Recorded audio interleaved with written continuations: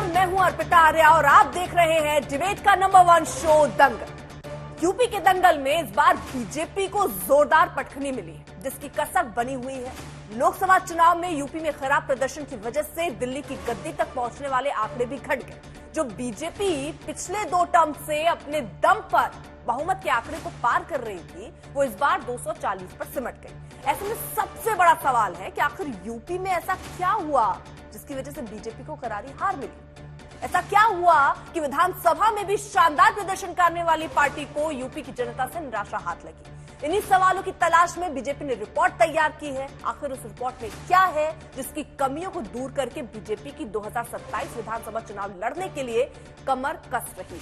आज यूपी में बीजेपी की रणनीति पर होगी बड़ी चर्चा, लेकिन सबसे पहले देखिए हमारी खास रिपोर्ट। मैं नरेंद्र दामोदर दास मोदी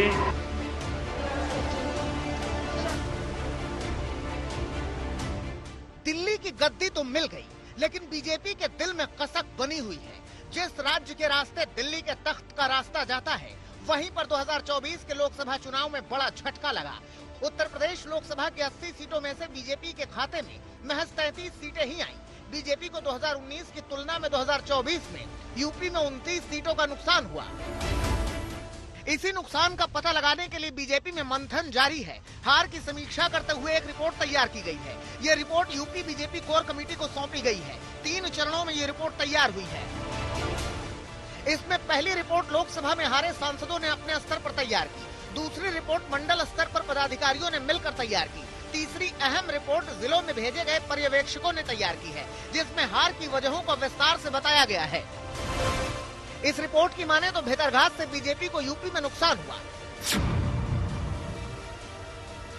हार के बाद बीजेपी नेता खुलकर खींचतान का जिक्र भी किए। कुछ गद्दारों ने गद्दारी की, वो आस्तीन के सांप बने, लेकिन इसकी समीक्षा पार्टी करेगी। जिन लोगों ने मोदी जी के इस मुहिम में रोड़े अटकाए हैं, उनको जरूर चिन्हित करके ऊपर बात करेंगे। रिपोर्ट में साफ कहा गया कि विधानसभाओं में विधायकों की निष्क्रियता से पार्टी को नुकसान हुआ। देखिए, देखने की बात वो करते, मैंने तो आज तक नहीं कही।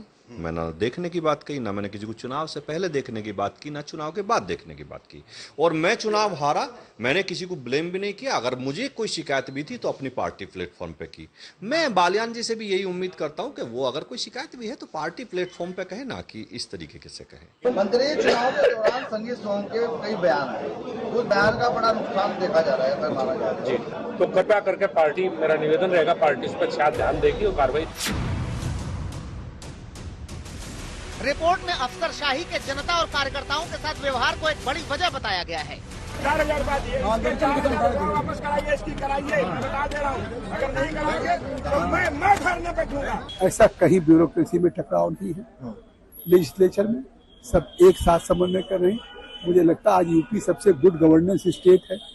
तो देश में आज माना जाता है कि मुख्यमंत्री योगी आदित्यनाथ के नेतृत्व में सुशासन की सरकार है।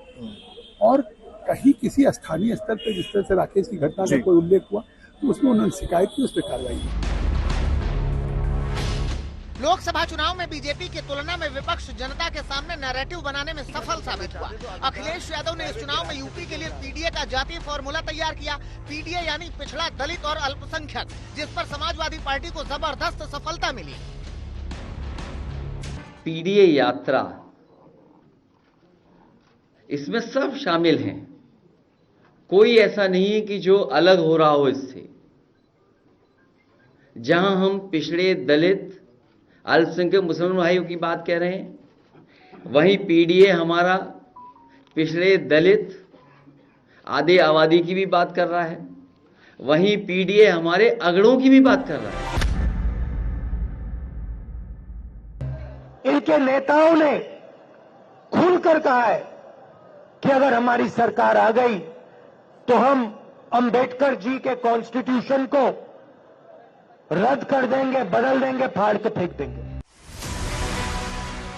इस चुनाव में बीजेपी ने 400 का पार का नारा लगाया, तो वहीं विपक्ष संविधान बचाने का मुद्दा लेकर सियासी मैदान में उतरा, जिसका असर जनता पर जबरदस्त हुआ। अंबेडकर जी ने इस कॉन्स्टिट्यूशन को बनाया, गांधी जी ने बनाया, जवाहरलाल नेहरू जी और हिंदुस्तान के करोड़ों लोगों ने मिलकर इस कॉन्स्टिट्यूशन को, संविधान को बनाया। बीजेपी के लोग खुलकर कभी नहीं कह सकते थे। पता नहीं आपको मालूम है नहीं मालूम है, मगर उन्होंने ना ये कॉन्स्टिट्यूशन एक्सेप्ट किया था, ना हिंदुस्तान का तिरंगा एक्सेप्ट किया था। यूपी जैसे राज्य में जहां बीजेपी मजबूत थी, वहीं लोकसभा में बहुमत वाले 272 के आंकड़े के अश्वमेध का घोड़ा रोका गया। 2014 में यूपी में बीजेपी को जब 71 सीटें आई थी, तो लोकसभा चुनाव में देश भर में मोदी के नेतृत्व में 282 सीटें हासिल करने में कामयाबी मिली। इसी तरह 2019 में यूपी में जब बीजेपी को 62 सीटें मिली, तो दोबारा मोदी के नेतृत्व में देश भर में अकेले 330 सीटें जीतने का मौका मिला। लेकिन इस बार 2024 में यूपी में बीजेपी को झटका लगा, यानी जब सीटें 33 पर सिमट गई, तो इसका असर लोकसभा की कुल सीटों में देखने को मिला। बीजेपी 240 पर ही सिमट गई, यानी बहुमत के आंकड़े से 32 सीटें कम आई। ऐसे में तीसरी बार पीएम बनने के लिए नरेंद्र मोदी को सहयोगियों पर निर्भरता बढ़ गई। एनडीए के सहारे केंद्र में सरकार बन गई, लेकिन सवाल यह है कि आखिर यूपी में जिन कमियों की वजह से बीजेपी को झटका लगा, क्या उसे बीजेपी दूर कर पाएगी? लखनऊ से संतोष शर्मा, समर्थ श्रीवास्तव और कुमार अभिषेक के साथ आज तक ब्यूरो। सैयद जफर इस्लाम प्रवक्ता बीजेपी के इस वक्त हमारे साथ हैं, चित्रा बाथम प्रवक्ता कांग्रेस पार्टी के इस वक्त हमारे साथ हैं, घनश्याम तिवारी प्रवक्ता समाजवादी पार्टी के हमारे साथ हैं, अनिल दुबे प्रवक्ता आरजेडी के हमारे साथ हैं, विशाल मिश्रा राजनीतिक विश्लेषक हमारे साथ हैं। सैयद जफर इस्लाम जी, सबसे पहले मैं शुरुआत आपसे ही करना चाहूंगी, क्योंकि एक बड़ा झटका यूपी से लगा था, अब बकायदा रिपोर्ट आ गई है, क्या चीजें इसमें पॉइंट की गई? क्योंकि काफी चर्चाएं चली कि ये पहलू हो सकता है, वो पहलू हो सकता है, रिपोर्ट में किन किन पहलुओं पर ध्यान दिया गया?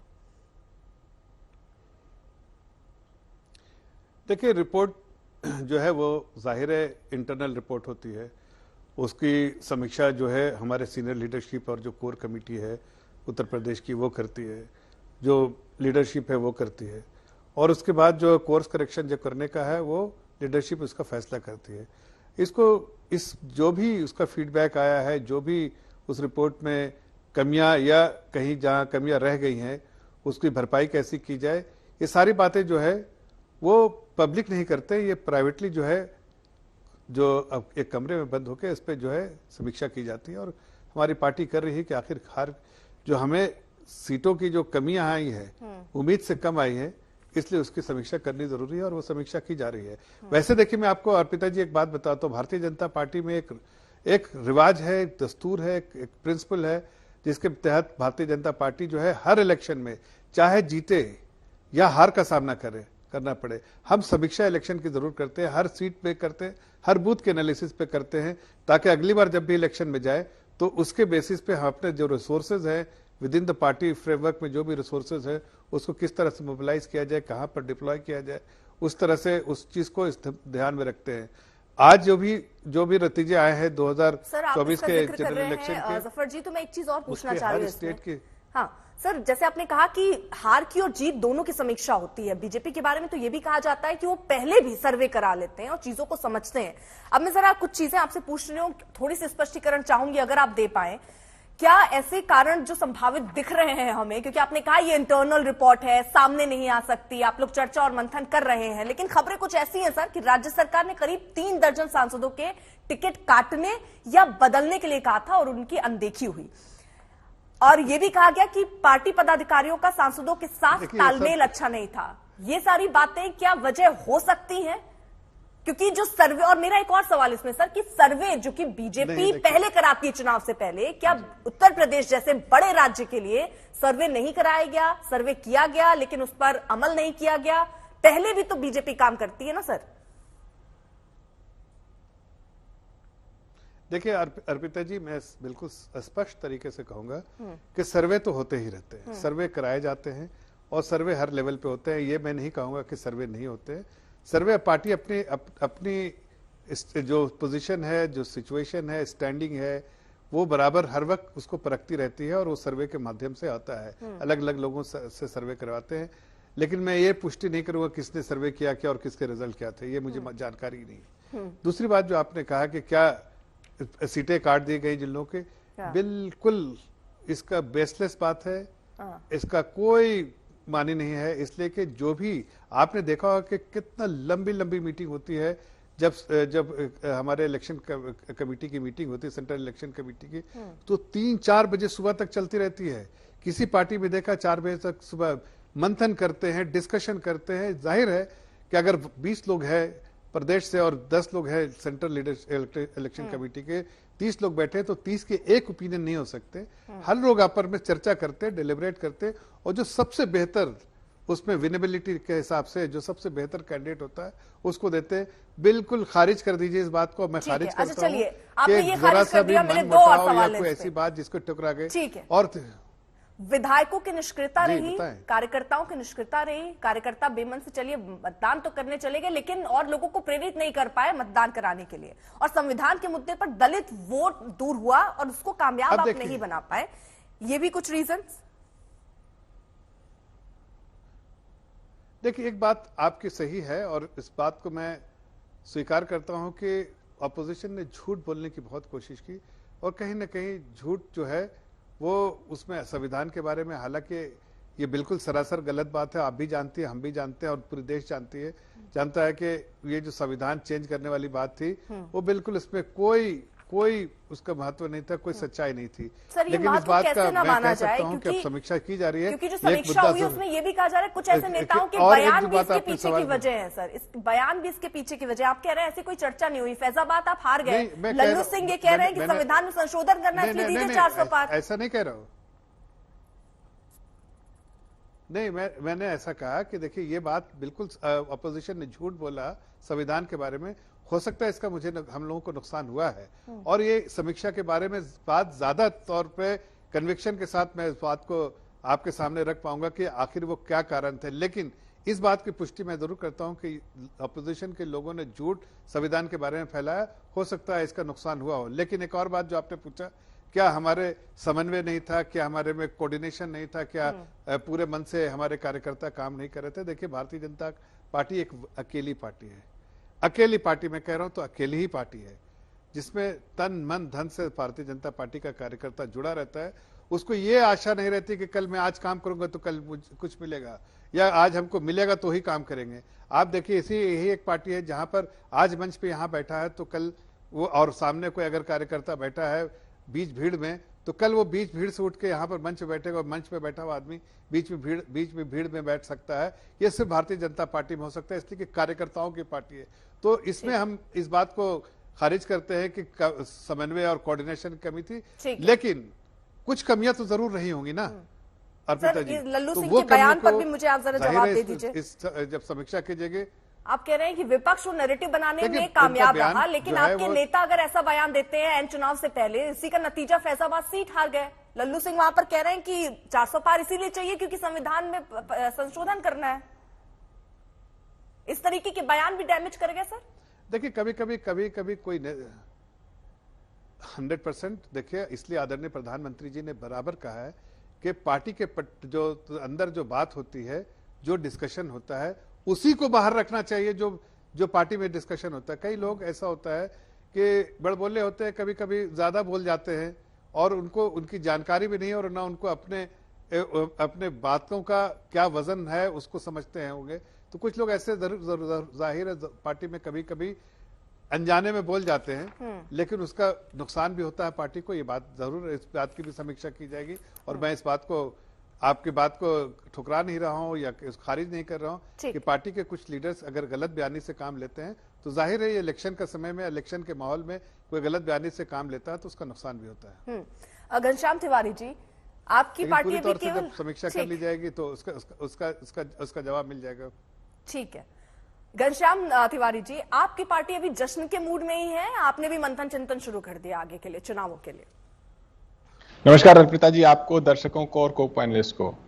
जिस देश में प्रतिदिन पेपर लीक हो रहे हों, 60 लाख युवाओं का भविष्य अधर में लटका हुआ हो, एक सरकार भीगी बिल्ली की तरह छुपी हुई हो, कोई जिम्मेदारी नहीं ले रही हो, एक भी जो बड़े स्तर पर गुनहगार व्यक्ति उसे पकड़ा नहीं गया हो, प्रदीप जोशी को हटाया नहीं गया हो, सरकार में आत्मबल समाप्त हो गया है कि कोई एग्जाम करा सके, यहाँ पर जश्न तो है ही नहीं।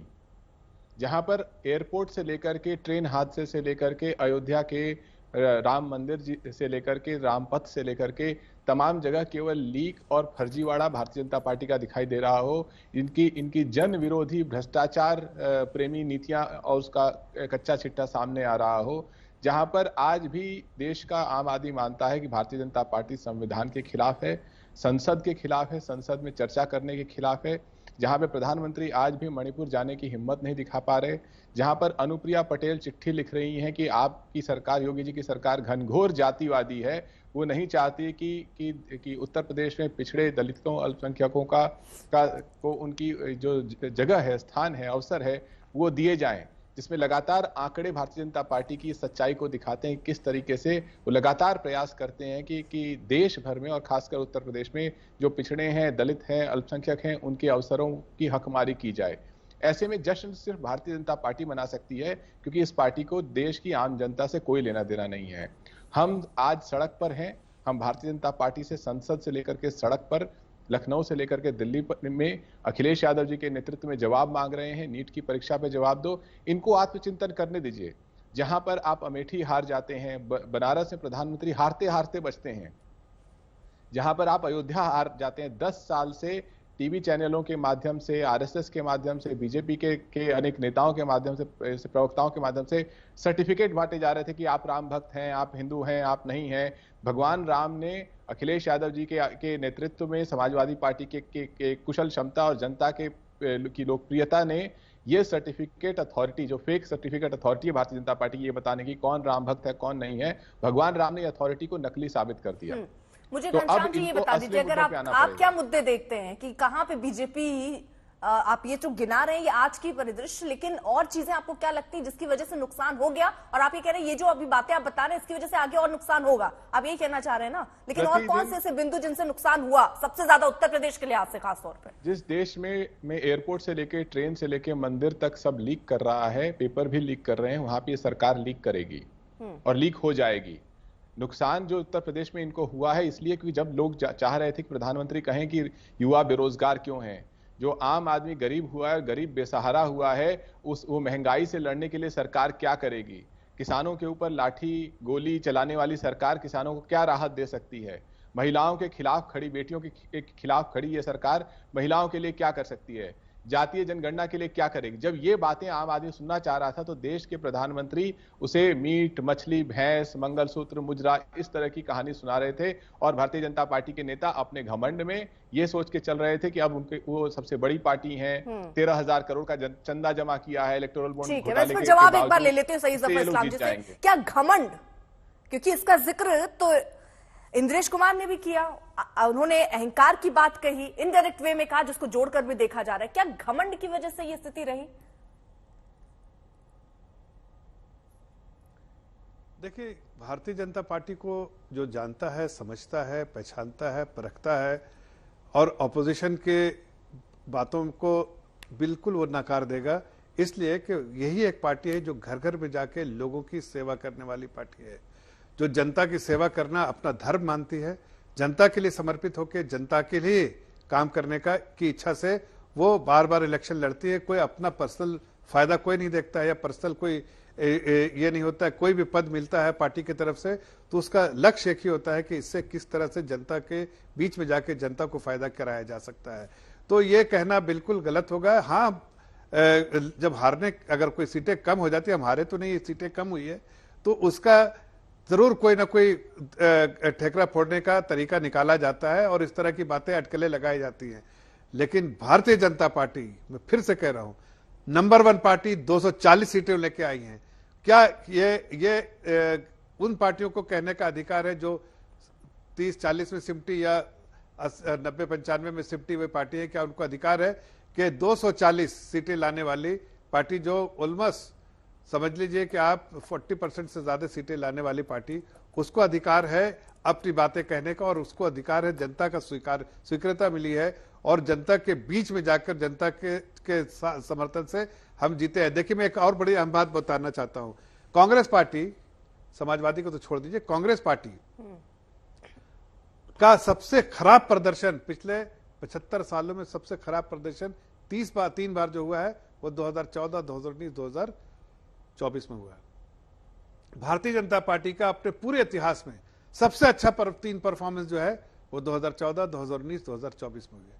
तो किस तरह की बातें कर रहे हैं आप? नीचे जा रहे हैं, हम तो अपनी पोजीशन बना के रखे बेस्ट परफॉर्मेंस, और हम अपने सरकार में भी हैं। ठीक है, कुछ कमियां रहे होंगी, कुछ सीटें कम हुई हैं, उसकी समीक्षा करेंगे, मंथन कर ही रहे हैं हम, उसका जो निकलेगा उसके बाद। लेकिन अहंकारी पार्टी कांग्रेस हो सकती है, और लोग जानते हैं कि समुंदर कहते हैं समुंदर है, समुंदर में गोता लगाते रहो, मतलब ये अहंकार वाली बात है। इस पार्टी को एक कार्यकर्ताओं की पार्टी कहते हैं, और किसी को भी, चाहे वो पोस्टर लगाने वाला हो, चाहे वो झाड़ू साफ देने वाला पार्टी का हो, चाहे चाय पिलाने वाला पार्टी में हो, चाहे पार्टी में क्लरिकल काम करने वाला हो, हर किसी को इस पार्टी ने मौका दिया है आगे बढ़ने का, और बिल्कुल सड़क से उठा के संसद तक पहुंचाने का काम किया है। यही पार्टी कर सकती है, यही लीडरशिप कर सकती है, इसलिए कि डेमोक्रेटिक प्रोसेस अब फॉलो करते हैं। ठीक है, चित्रा बाथू। हेलो अर्पिता जी, आपको मेरी आवाज आ रही है? जी आ रही है, बोलिए। अर्पिता जी, मुझे ऐसा लगता है कि भाजपा का मंथन अभी भी कोई भी शीर्ष कंक्लूजन पे नहीं पहुंचेगा। क्यों? क्योंकि जैसे आपने कहा कि अहंकारी पार्टी है, ये एक्सेप्ट ही नहीं करना चाहते कि इनकी परफॉर्मेंस इतनी डिसमल क्यों हुई है। 2014 में ये अपने कर्मों पे नहीं आए थे, ये अपने काम के रिपोर्ट कार्ड पे नहीं चुन के आए थे इतनी भारी मात्रा में। 2014 में ये धर्म के नाम पे चुनकर आए थे, और 10 साल बाद जब इनको अपना खुद का कर्म का रिपोर्ट कार्ड दिखाना पड़ा तो जनता ने इनको सिरे से नकार दिया है। आज भाजपा के प्रवक्ता बता रहे हैं आपके चैनल के माध्यम से कि जो चीजें बिहाइंड द क्लोज डोर होनी चाहिए थे, इन्हीं के नेताओं ने जाके जनता के बीच में रख दिया। यानी संविधान को हटाना या संविधान को बदलना, 400 पार इनको इसीलिए चाहिए, ये बिहाइंड द क्लोज डोर्स की इनकी स्ट्रैटेजी थी। जो ज्योति मिर्धा जैसे इनके जो कंटेस्टेंट कैंडिडेट्स थे, या फिर अरुण गोविल जी, या फिर लल्लू सिंह जिनका आपने नाम लिया, ये सभी लोगों ने जाके खुले मन से इनको बताया। तो इसीलिए अगर विपक्ष ने ये कहा है कि 400 पार यानी संविधान पे वार, 400 पार यानी आरक्षण पे वार, तो ये कहाँ गलत किया है? इन्हीं के नेताओं ने तो जाके बताया है। आप अगर देखेंगे कि फेज 1 से लेके फेज 7 तक 60 to 62% on an average voting percentage हुआ है, जो इस बार सबसे कम गिनती में इसलिए है क्योंकि इन्हीं का जो कार्यकर्ता था वो इनके पैराशूट वाले नेताओं से इतना ये हो चुका था, निराश हो चुका था।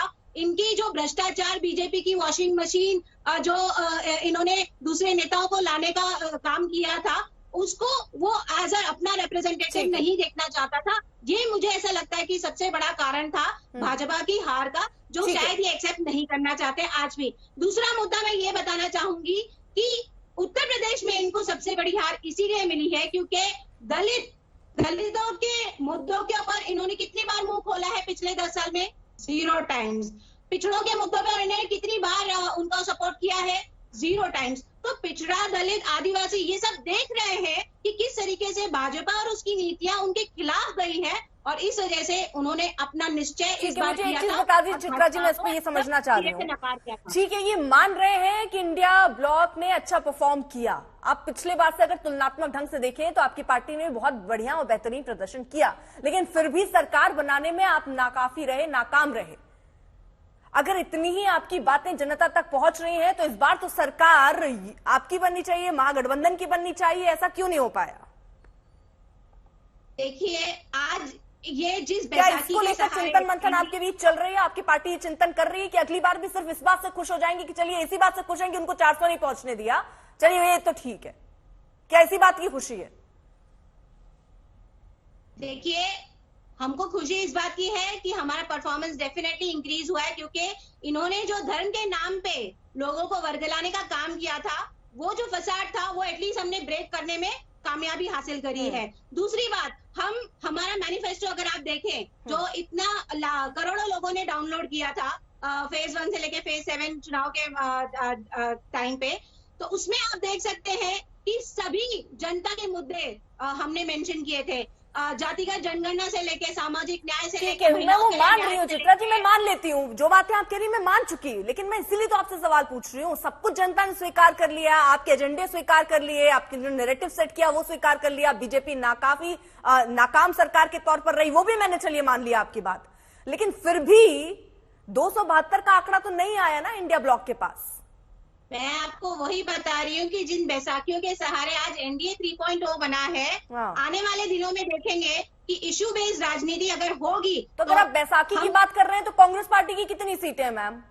उनके पास 272 है क्या? अच्छा चलिए मान लीजिए 230 तो होंगी, शायद सरकार नहीं बना पाई कांग्रेस ने। एनडीए 3.0 की बात कर रही हूँ मैं, एनडीए 3.0 की बात कर रही हूँ। मेजोरिटी इनके पास भी नहीं है, इनके पास भी 240 ही है। तो जो उनकी बात करी नहीं रही, मैं इंडिया ब्लॉक की बात कर रही हूँ, क्योंकि आप कह रही हैं यही बार बार सवाल उठता है ना कि आखिरकार फिर क्यों नहीं हो पाया। रोक रही हूँ मैं आपसे जरा। इस बीच एक बड़ी खबर आ रही है, यूपी बीजेपी कार्य समिति की बैठक 14 जुलाई को होगी। लखनऊ के इंदिरा गांधी प्रतिष्ठान में ये बैठक आयोजित होनी है। बीजेपी के राष्ट्रीय अध्यक्ष जेपी नड्डा समेत कई पदाधिकारी इसमें शामिल होंगे। लखनऊ में ये बैठक महत्वपूर्ण बैठक, कई पदाधिकारी इसमें शामिल होने वाले हैं। कार्य समिति की ये बैठक 14 जुलाई को होने वाली है। लखनऊ के इंदिरा गांधी प्रतिष्ठान में ये आयोजित होगी बैठक। बीजेपी के राष्ट्रीय अध्यक्ष जेपी नड्डा समेत कई पदाधिकारी इसमें शामिल होंगे।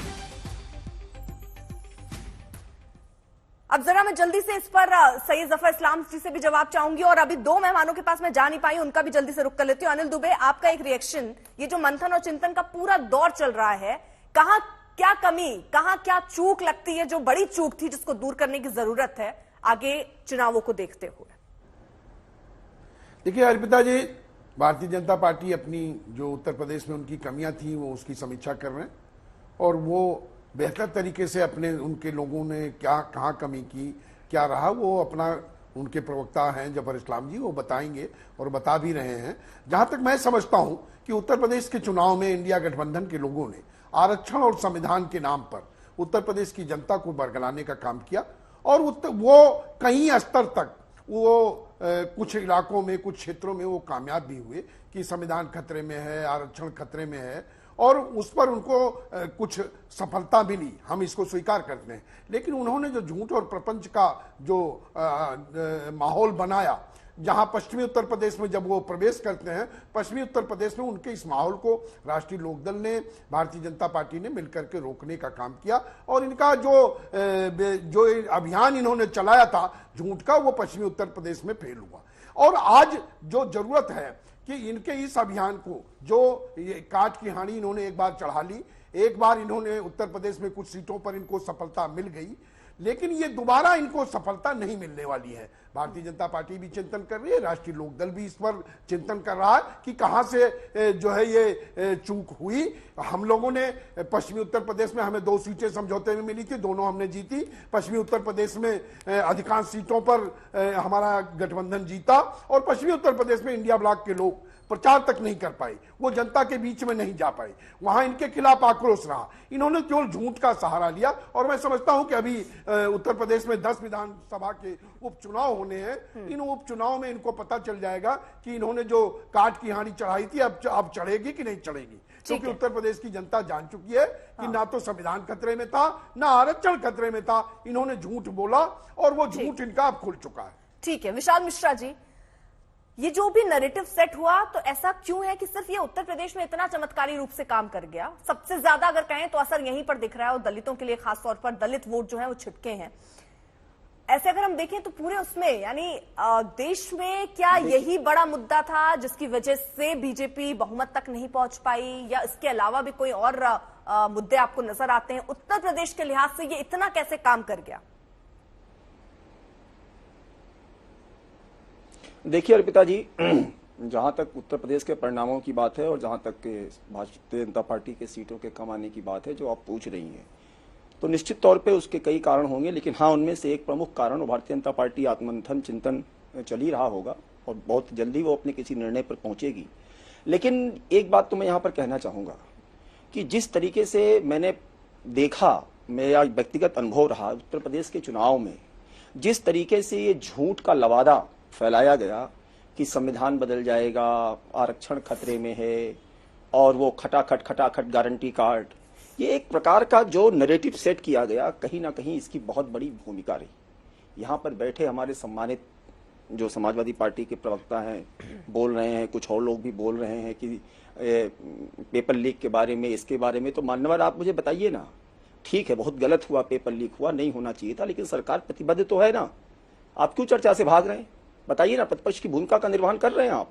और बहुत आप गरीबों के और पिछड़ों के और दलितों के और आरक्षण के बहुत बड़े मसीहा बनते हैं। तो उत्तर प्रदेश में जो है पिछड़ों और दलितों के प्रमोशन का विरोध किसने किया था? पब्लिक को बताइए ना। लेकिन बात क्या है कि आपके नैरेटिव को काउंटर नहीं किया जाता है, इसलिए आप झूठ बोलने में कामयाब हो जाते हैं। आप बहुत बड़े किसानों के मसीहा बनते हैं, तो मुंडेरवा चीनी मिल को क्यों नहीं शुरू करवा दिया था? बताइए ना। 125 चीनी मिलों में से कितनी चीनी मिलें भुगतान कर रही थी? और उत्तर प्रदेश में ही आप रोज कहते थे किसानों का कर्जा माफ करेंगे, कर्जा माफ करेंगे। पहली कैबिनेट की बैठक में जो है 33,000 करोड़ रुपए का कर्जा माफ हुआ था कि नहीं हुआ था?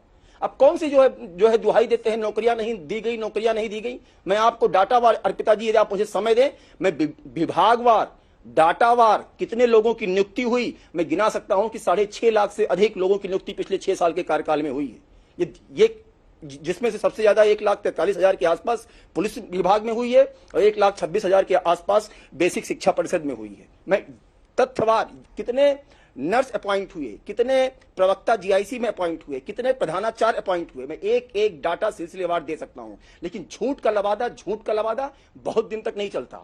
बहुत बड़े आप मुझे बताइए, आप जो है नेशनल कमीशन फॉर जो है अदर बैकवर्ड क्लास क्यों नहीं बनाया था आपने? क्यों नहीं जब यूपीए की सरकार थी केंद्र में तो क्यों नहीं बनवाया था? आप ही कहने चलिए विपक्ष में मान लेती हूँ, चलिए विपक्ष ने एक नैरेटिव सेट किया और वो नैरेटिव बनाने में कामयाब रहे, लेकिन ये नैरेटिव केवल विपक्ष ने नहीं सेट किया ना। मैं आपको लल्लू सिंह अगर ये कह रहे हैं 400 का आंकड़ा इसलिए चाहिए, तो ये तो बीजेपी के नेता है ना भाई। जब वो ये बात कहते हैं तो विपक्ष क्यों नहीं लपकेगा इसको और क्यों नहीं इसे फिर हर सभा में बोलेगा? अर्पिता जी ये बात आप देखिए, होता क्या है कि बात कहना आदमी कुछ और चाह रहा है, निकल गया कुछ और होता है। लेकिन जिस तरीके से इन्होंने झूठ का माया जाल फैलाया, आप इनसे पूछिए ना कि इनका गारंटी कार्ड कहां गया। पूछिए इनसे, क्या वो मॉडल कोड ऑफ कंडक्ट का उल्लंघन था कि नहीं था? निकल कुछ और गया। नहीं सर, स्पष्ट शब्दों में उन्होंने कहा है, आप चाहेंगे तो मैं एक बार चला भी दूंगी। नहीं, आप मुझे ये बताइए। नहीं, अरे हमारे लिए चलाने की आवश्यकता नहीं है पिताजी। मैं ये कह रहा हूं कि जो भी कहा गया गलत कहा गया, अगर ऐसा कहा गया है तो। लेकिन मैं ये कह रहा हूं कि ये जो संविधान की दुहाई दे रहे हैं उसी संविधान की नहीं उसी अर्पिता जी उसी संवैधानिक प्रक्रिया के तहत उसी संविधान में लोकसभा और राज्यसभा है कि नहीं है? तो लोकसभा को चलने के अंतर्गत जो प्रक्रिया अपनाई जा रही है, अभी राष्ट्रपति के अभिभाषण पर, माननीय राष्ट्रपति के अभिभाषण पर जो चर्चा होनी थी, उसमें ये जो है व्यवधान डाले कि नहीं डाले? आप पूछिए, क्या उसी संवैधानिक प्रक्रिया का पालन कर रहे हैं? क्या केवल एक हाथ में किताब ले लेने से संविधान की केवल संविधान बचेगा? संविधान की भावना होनी चाहिए। आप उस भावना का पालन कर रहे हैं? नहीं कर रहे हैं आप जो है भावना का पालन। और यहां पर बैठकर आप एक नैरेटिव सेट करना चाहते हैं। मैं पूछना चाहता हूं, इनसे पूछिए संविधान का 38वां संशोधन कब हुआ? 22 जुलाई 1975 को हुआ। 39वां कब हुआ? 10 अगस्त 1975 को हुआ। राष्ट्रपति, उपराष्ट्रपति, प्रधानमंत्री और लोकसभा स्पीकर न्यायिक परीक्षकों दायरों से बाहर होंगे। संशोधन 42वां 28 अगस्त 1976। और तो और अभी हम लोगों ने 4 दिन पहले आपातकाल का वो जो है काला अध्याय देखा है भारतीय इतिहास में। इससे बड़ा भारत के संविधान के साथ छेड़छाड़ क्या होगी बताइए आप हमको।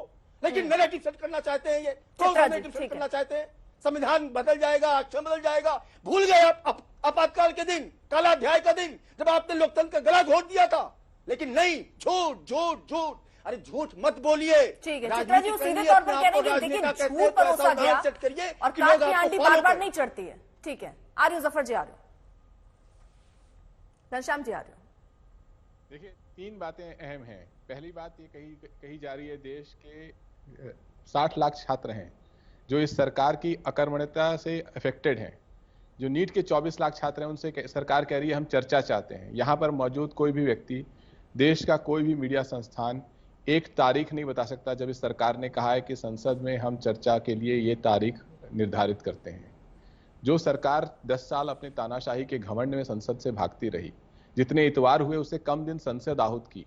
प्रधानमंत्री औसतन साल में 3 बार संसद में बोलते हैं। वो सरकार कोई चर्चा नहीं कराएगी, पहली बात। दूसरी बात इन्होंने कहा कि लोगों में ये भ्रम फैलाया गया। अनुप्रिया पटेल ने जो चिट्ठी लिखी है वो संविधान के मूल भावना के ऊपर एक दिखावटी चिट्ठी है, लेकिन फिर भी वो योगी आदित्यनाथ जी के ऊपर आरोप तय करती है। और ये केवल अनुप्रिया पटेल नहीं, जय देवी जो कि भारतीय जनता पार्टी की मलिहाबाद से विधायक हैं, उन्होंने चिट्ठी लिखी थी 14/12/2023 को, 14 दिसंबर को, कि लखनऊ विश्वविद्यालय में किस तरीके से आरक्षण के अवसरों के साथ छेड़छाड़ की जा रही है। उसके बाद उसके अलावा दैनिक भास्कर ने खबर छापी जो कहता है कि यूपी के 30 यूनिवर्सिटीज में से 22 यूनिवर्सिटीज ऐसी हैं जहां पर यानी कि 73% कुलपति जो है वो सवर्ण हैं, केवल 6 कुलपति ओबीसी हैं, 1 कुलपति एससी कम्युनिटी का है, 1 कुलपति जाट है। यूजीसी का मसौदा जो जनवरी में लाया गया, वहां पर सरकार ने ये छेड़छाड़ करने की कोशिश की कि किस तरीके से आरक्षित पदों को गैर आरक्षित पदों से जोड़ दिया जाए। इसके अलावा जब सरकार ने इसके बारे में बताया कि देश के विश्वविद्यालयों में कितने प्रोफेसर, कितने असिस्टेंट प्रोफेसर, कितने शैक्षणिक कर्मी किन किन जातियों से हैं, तो ये उभर के आया कि ओबीसी के पास केवल 14% आरक्षित सीटें हैं, जबकि जो जिन जातियों को सरकार मदद करना चाहती है, जिनकी संख्या बल संविधान के नियमों के अनुसार नहीं है, उनके पास अनुपात से अधिक सीटें हैं।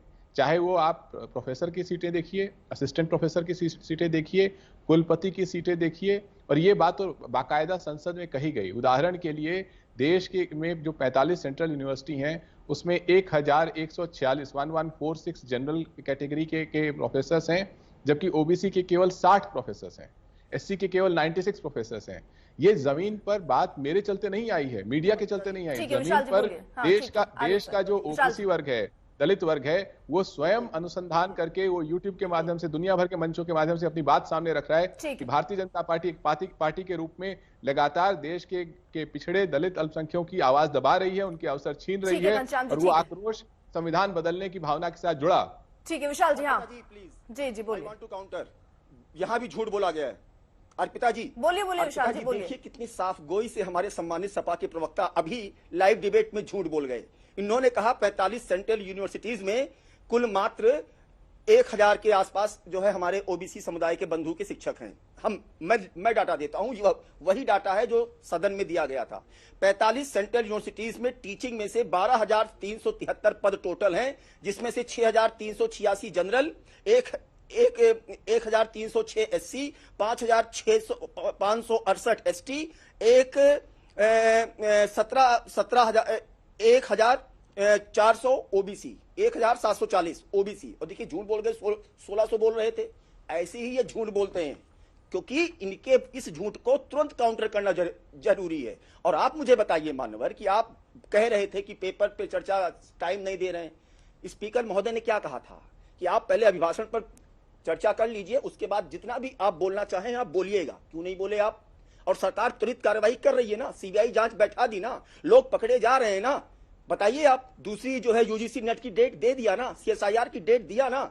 जब सरकार बार बार कह रही है कि हम प्रतिबद्ध हैं, कोई भी हो, ये आदरणीय शिक्षा मंत्री जी ने प्रेस कॉन्फ्रेंस में कहा था अर्पिता जी कि चाहे एनटीए हो, चाहे एनटीए के ऊपर बैठा कोई भी व्यक्ति हो, किसी को भी नहीं छोड़ा जाएगा अगर कोई भी किसी की भी जिम्मेदारी तय होती है। और आप बताइए कि जो है कार्रवाई हुई कि नहीं हुई। लेकिन झूठ बोलते हैं और अपनी बात नहीं बताएंगे कि जब 2015 में यूपी पीसीएस कमीशन का पर्चा आउट हुआ था, पूछिए इनसे, पूछिए हुआ था कि नहीं हुआ था। तो ऐसा मत बोलिए। हाँ, मैं समर्थन नहीं करता पेपर लीक का, गलत तो गलत है। और सरकार को ऐसा, अब सरकार ने पास किया है ना, इसी सरकार ने तो बिल पास किया और अब नोटिफाई भी हो गया कि जो है कड़ी से कड़ा प्रावधान और नॉन वेलेबल होगा। उत्तर प्रदेश में भी पास हो गया।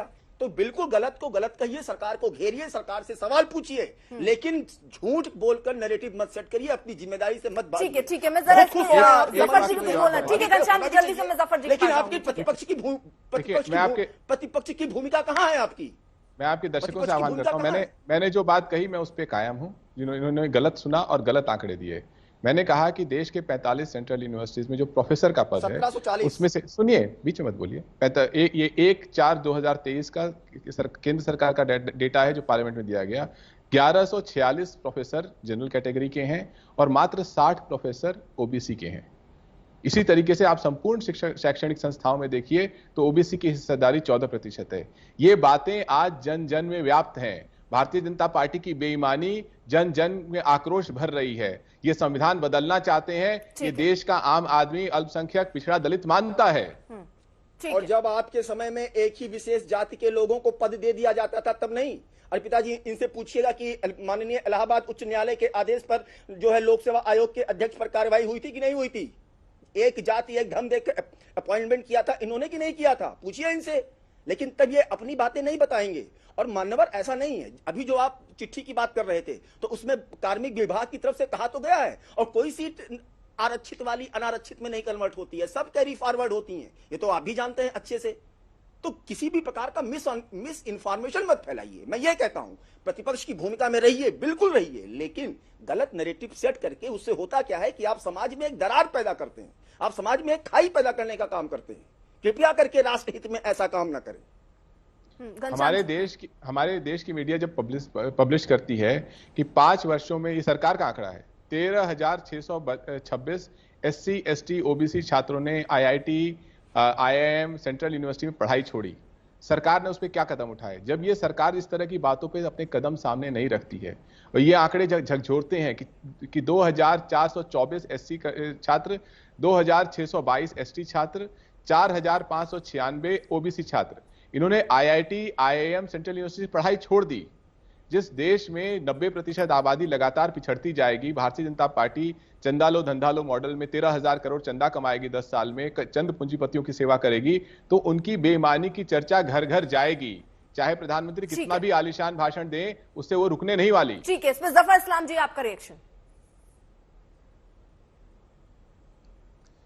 देखिए, हकीकत यह है कि आज जो भी चर्चा हो रही है, वो चर्चा हो रही है 2024 के जो रिजल्ट आया है उसके परिप्रेक्ष्य में हो रही है। मैं तो 1-2 सवाल उठाना चाहता हूं यहाँ पर कि कांग्रेस की सरकार कर्नाटका में थी और कांग्रेस सरकार आपको हिमाचल में थी, क्या वहाँ सीटें नहीं हारी? आप जरा परफॉर्मेंस देखिए वहाँ पर। वहाँ भारतीय जनता पार्टी चारों के चारों हिमाचल में लेकर, एक वहाँ पर भी जो है बहुत बड़े जो नंबर सीटें जो है कर्नाटक में आई।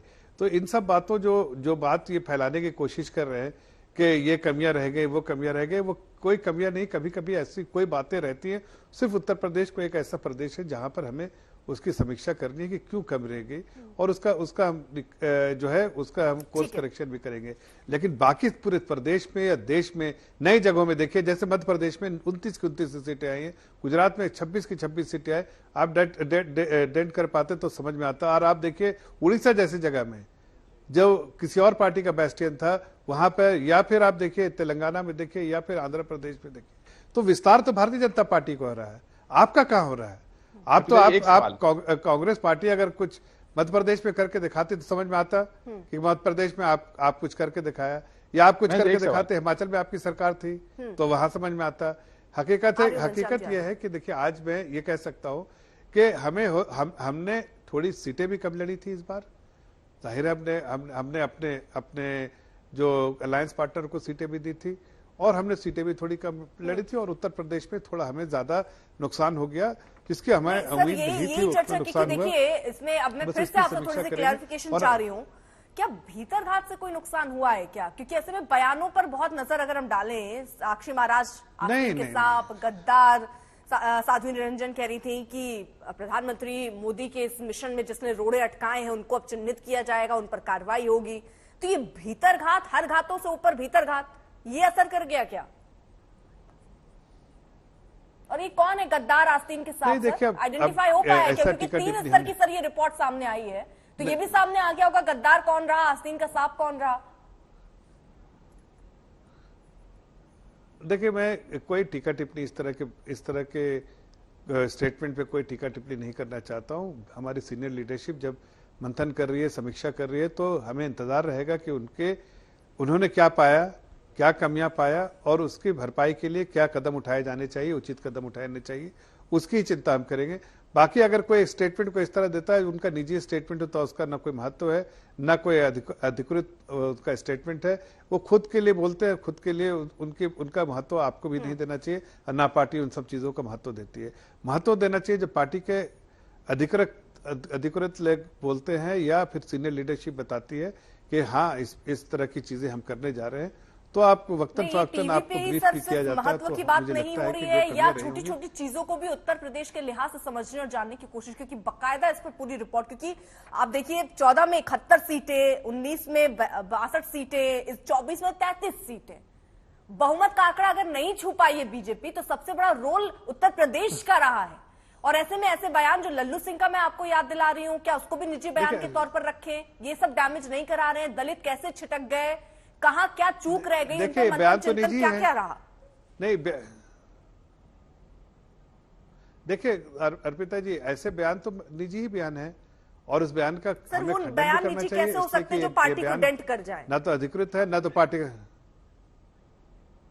नहीं, मैं कहता हूं कि अगर गलत बयानी ने किसी ने काम लिया है तो गलत बयान है, इसलिए कि आदरणीय प्रधानमंत्री स्वयं उन्होंने कहा कि इस कॉन्स्टिट्यूशन को, इस रिजर्वेशन को अगर बाबा जी खुद आ जाए, अम्बेडकर जी अगर आज दुनिया में होते हाँ। तो वो भी चेंज नहीं कर बड़ा पाते। यही बड़ी चीज तो है ना सर। जब आदरणीय प्रधानमंत्री जी ने स्वयं कहा है फैजाबाद के सांसद तो अगर वो उसके ये बाद बयान देते हैं, वो उसके इतना बाद बड़ा किसी बयान और बन जाता कार्यकर्ता है किसी कि प्रधानमंत्री और बड़े बड़े नेताओं को आकर ये कहना पड़ता है कि बाबा साहब भी आ जाए तब भी बदल नहीं सकते संविधान, लेकिन जनता उस पर भरोसा नहीं कर रही है। लल्लू सिंह की जिसको आप सो कॉल्ड निजी बयान कह रहे हैं, और पार्टी की लाइन में प्रधानमंत्री से बड़ा चेहरा कौन हो सकता है? लेकिन अगर निजी बयान पर भरोसा हो जा रहा है, प्रधानमंत्री की बात पर भरोसा नहीं हुआ और यहां पर 33 पर अटक गए यूपी में सर। नहीं, मैं कह तो रहा हूं अर्पिता जी कि ये बयान और साथ साथ जो झूठ का जो अंबार लगाया जो अपोजिशन पार्टीज ने, जैसा अभी हमारे एक मित्र कह रहे थे आपके पैनल पे कि खटाखट वाली बातें कह रहे थे, नहीं खटाखट वाली बातें, प्लस ये झूठ को संविधान चेंज हो जाएगा, आरक्षण कम हो जाएगा, ये कम हो जाएगा, वो बढ़ जाएगा, ये सारी चीजें जो है झूठ फैलाने का काम किया, उससे हमें जरूर नुकसान होगा। लेकिन पिन पॉइंट करना मेरे लिए इस वक्त, जब तक के पार्टी के बड़े लीडर उस मंथन के बाद कोई निष्कर्ष नतीजे पे नहीं पहुंचते हैं कि आखिर क्या कारण थे। मतलब अभी आप सारे पत्ते छुपा कर रखना चाह रहे हैं, कुछ भी स्पष्ट नहीं करना चाह रहे हैं। क्लियर ये दिख रहा है। ठीक है, मैं आ रही हूँ घनश्याम जी, एक रिएक्शन हमारी लीडरशिप, हमारे बिल्कुल सर, इसका मैं बिल्कुल सम्मान करती हूँ। ठीक है सर, जब रोशनी नहीं डालते तब तक हमारा कहना सर बिल्कुल सही बात है। चित्रा जी। अर्पिता जी, भाजपा के प्रवक्ता को लगता है कि उन्हीं के महायुति के जो सीएम हैं, मैं महाराष्ट्र से आती हूँ इसलिए इस बारे में बात कर सकती हूँ कि सीएम एकनाथ शिंदे जी ने खुद खुले मन से कहा है कि 400 पार का नारा उनको सबसे ज्यादा डैमेज कर गया है। आरएसएस कहती है कि अजीत पवार गुट को लेकर और जो दो ग्रुप्स को, जो दो पॉलिटिकल पार्टीज को यहाँ पे फोड़ा गया था, जो ओवर एग्जैजरेशन की राजनीति इन्होंने महाराष्ट्र के अंदर दिखाई थी, वो कहीं ना कहीं। ठीक है, मैं ये सवाल आपका अच्छा है घनश्याम जी, इस पर आप भी एक जल्दी जोड़ दीजिए। मैं जफर जी से मैम 30 सेकेंड है मेरे पास, प्लीज घनश्याम जी जल्दी। विशाल मिश्रा जी, हेलो जी, हेलो, विशाल मिश्रा जी ने जो अभी यहाँ पे बोला था कि अनरिजर्व जो सीट्स है, जो रिजर्व कैटेगरी की सीट्स है, वो कभी अनरिजर्व नहीं होती। तो मैं आपको डेटा देना चाहूंगी। आईआईटी मुंबई के पीएचडी के 2023 के एडमिशंस हैं, उसमें जनरल कैटेगरी के लिए सैंक्शन 168 सीट्स थी, लेकिन एडमिटेड कैंडिडेट्स आपके हैं 263। इसमें से जो 80 सीट्स आई हैं वो ओबीसी, एससी, एसटी, आरक्षित वर्ग के लोगों की निकाल के जनरल कैटेगरी को दी गई। सेकंड पॉइंट है कि महाराष्ट्र में ओबीसी का आरक्षण, पॉलिटिकल रिजर्वेशन किसने खत्म किया था? कोर्ट के माध्यम से। ये ठीक है, मुझे यहीं पर चर्चा को रोकना पड़ रहा है, समय इतनी की इजाजत देता है, लेकिन वही मंथन और चिंतन खासतौर पर यूपी के लिए, क्योंकि यूपी बहुत जरूरी राज्य, ये बीजेपी भी समझती है और इसीलिए बाकायदा यहाँ 3 स्तर पर, अब 3 चरण पर रिपोर्ट सौंपी गई है और आगे अब उस पर एक्शन प्लान 2027 के लिए बीजेपी तैयार कर रही है।